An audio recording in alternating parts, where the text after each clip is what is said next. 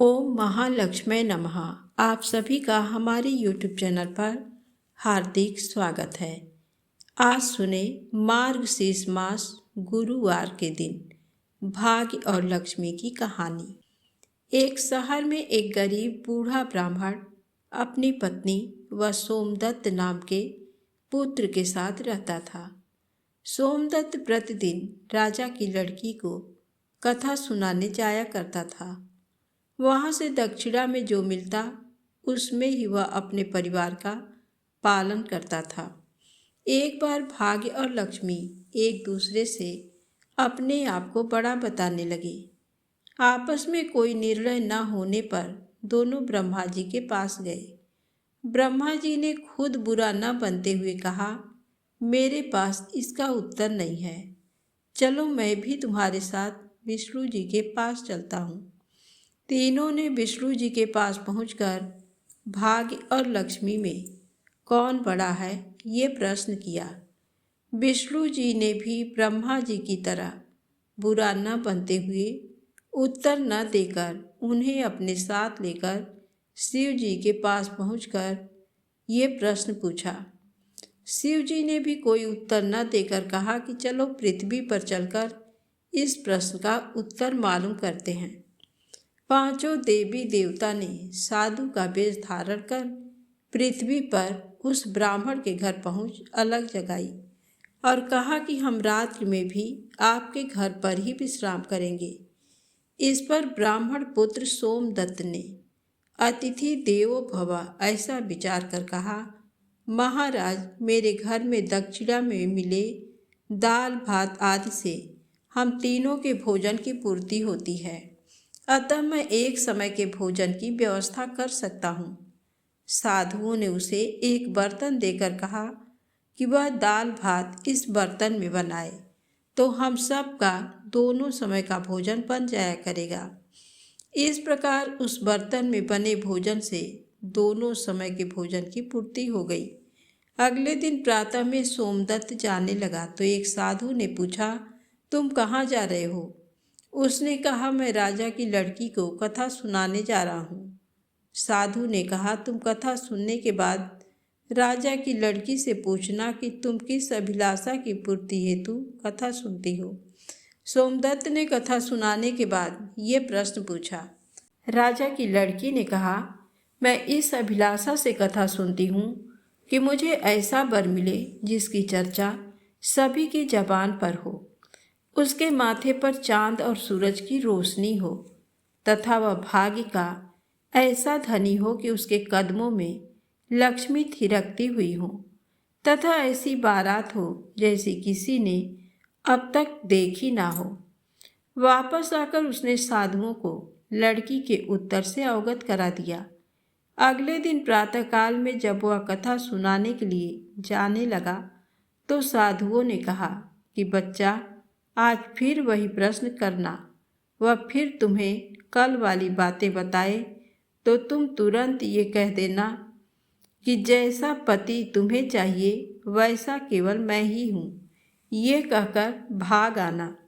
सोमदत्त ने कहा, हे साधु महाराज, कहाँ एक मैं गरीब ब्राह्मण जिसका घर उसकी दी हुई दक्षिणा पर चलता है, और कहाँ वह एक राजा की पुत्री।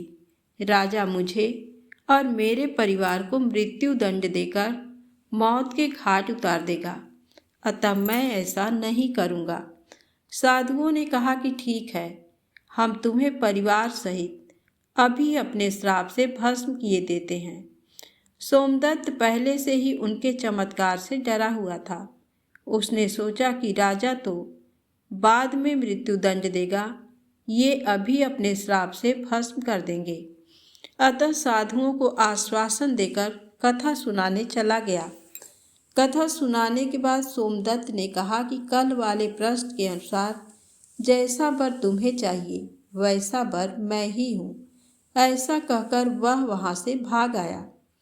राजा की पुत्री को एकदम बहुत आघात पहुँचा। उसने दासी के द्वारा अपने पिताजी को बुलाकर सब बातें बताईं। राजा ने आश्वासन दिया कि उस उदंड ब्राह्मण को इसकी सजा मिलेगी। राजा ने तुरंत अपने मंत्रियों से विचार विमर्श किया। एक वरिष्ठ मंत्री ने कहा कि उसने अपराध तो फांसी दिए जाने वाला किया है। एक वरिष्ठ मंत्री ने कहा कि उसने अपराध तो फांसी दिए जाने वाला किया है, परंतु वह एक ब्राह्मण है। उसे फांसी देने पर एक ब्रह्म हत्या का पाप लगेगा। राजा ने तुरंत अपने मंत्रियों से विचार विमर्श किया। एक वरिष्ठ मंत्री ने कहा कि उसने अपराध तो फांसी दिए जाने वाला किया है, परंतु वह एक ब्राह्मण है। उसे फांसी देने पर एक ब्रह्म हत्या का पाप लगेगा। कुछ ऐसा किया जाए कि वह दंडित भी हो और ब्रह्म हत्या का पाप भी न लगे। काफी विचार विमर्श के बाद तय हुआ कि शादी का निमंत्रण पत्र कुछ शर्तों के साथ भिजवाया जाए। राजा ने शर्तों वाला निमंत्रण पत्र लिखवाकर हलकारे के हाथ सोमदत्त के पिताजी के पास भेज दिया।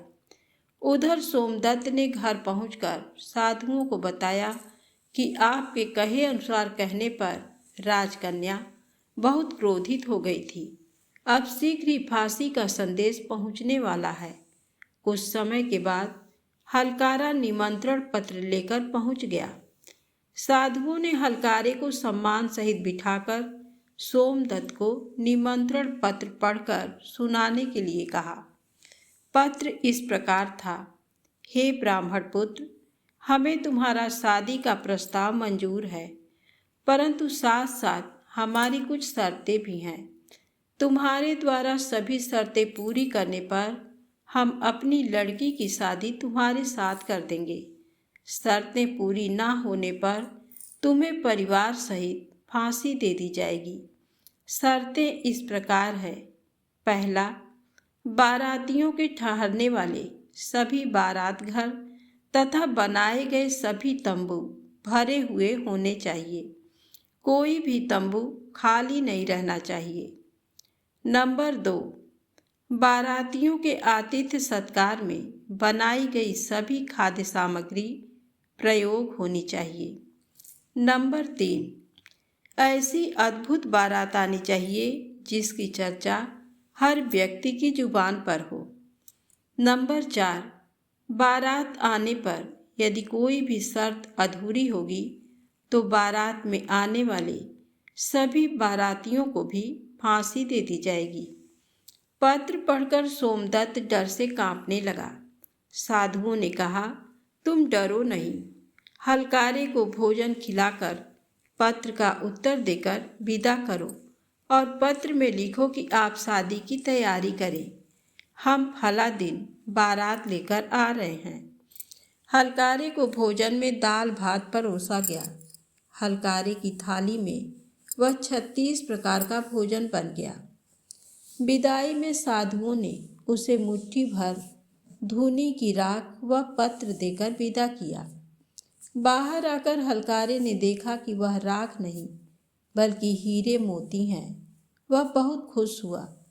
राजा ने सकारात्मक उत्तर प्राप्त होने पर विचार किया कि वह गरीब ब्राह्मण किसके भरोसे ऐसा कर रहा है।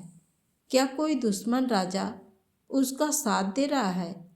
यही सोचकर राजा ने शहर के तमाम बारात घर सजवा दिए और अनेकों तंबू लगवा दिए।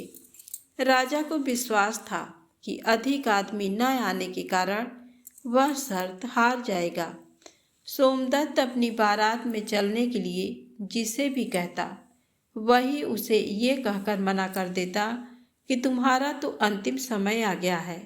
हम बारात में तुम्हारे साथ मरने के लिए क्यों जाएं? ऐसी बातें सुनकर वह बहुत परेशान था। शादी वाले दिन सोमदत्त को परेशान देखकर साधुओं ने कहा, बच्चा, आज तुम्हारी शादी है और तुम परेशान हो रहे हो। तैयार होकर हमारे साथ चलो। तुम किसी बात की चिंता मत करो, हम तुम्हारे साथ हैं। सोमदत्त ने भाग्य में जो लिखा है वही होगा, यही सोचकर तैयार होकर साधुओं के साथ चल दिया। भगवान शिव जी ने इस बारात में चलने के लिए सभी देवताओं को मनुष्य रूप में आमंत्रित किया हुआ था तथा भूत प्रेत व अपने सभी गणों को भी शादी में बुला लिया, जिसके कारण सभी बारात घर व लगवाए गए सभी तंबू भर गए। इसके बाद भी कुछ बाराती बिना तंबू के रह गए। राजा के पास सूचना भिजवाई गई कि बारातियों के ठहरने का और प्रबंध कराया जाए। सूचना मिलने पर राजा ने विचार किया कि कहाँ से इतने बाराती आ गए हैं, चलकर देखना चाहिए। राजा तुरंत वहां पहुंचे। राजा को आया देखकर शिव जी ने शुक्र व शनि जी को बच्चे के रूप में बनाकर भूख के कारण रुला दिया। राजा ने 2 बच्चों को रोते देखकर पूछा कि ये बच्चे क्यों रो रहे हैं। साधु बने शिव जी ने कहा, इन्हें भूख लगी है। राजा ने उन बच्चों को खाना खिलाने के लिए भेज दिया। कुछ समय के बाद राजा के कर्मचारियों ने आकर बताया कि महाराज, वे दोनों बच्चे तो सारा का सारा भोजन खा गए हैं और फिर भी भूख भूख चिल्ला रहे हैं। ऐसा सुनकर राजा बहुत परेशान हुए। उन्होंने अपना घमंड त्याग कर साधुओं के सामने नतमस्तक होकर कहा, महाराज, अब मेरी लाज आपके हाथ में है। साधुओं ने कहा कि कोई बात नहीं, सब कुछ ठीक हो जाएगा। तुम घर जाकर बारात की अगवानी की तैयारी करो। राजा ने शहर को बहुत ही सुंदर ढंग से सजवाया। जगह जगह झालरों से पूरा शहर एक दुल्हन की तरह से सजाया गया। सोमदत्त भी शादी की पोशाक में एक राजकुमार की तरह बहुत सुंदर दिखाई दे रहा था। शाम के समय उसे एक सुंदर रथ में बिठाया गया। रथ के आगे अनेक प्रकार के बैंड बाजे, नफीरी वाले, ढोलक नगाड़े वाले मधुर तान में झूमते हुए चल रहे थे। दूल्हे के मस्तक पर सेहरे को चांद और सूरज से सजाया गया। बाराती हाथों में नोट यानी लक्ष्मी लेकर एक दूसरे पर न्यौछावर कर इधर उधर उड़ा रहे थे। बारात के इस विहंगम दृश्य को देखकर आपस में सभी कहने लगे कि इस गरीब ब्राह्मण के भाग्य को तो देखो। इसके मस्तक के सेहरे में चांद, सूरज और चारों तरफ से इस प्रकार धन लक्ष्मी उड़ाई जा रही हैं, मानो किसी बहुत बड़े राजा की बारात निकल रही है। ऐसी बारात हमने अपने जीवन में कभी नहीं देखी और न आगे देखने की उम्मीद है। ये भाग्य का बहुत ही धनी है।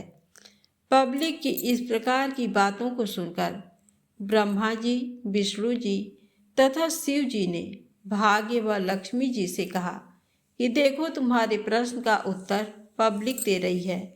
अतः मनुष्य को फल की इच्छा न करते हुए कर्म करते रहना चाहिए। मनुष्य को समय से पहले और भाग्य से अधिक कुछ नहीं मिलता। तो प्रेम से बोले, राधे राधे, जय श्री कृष्णा।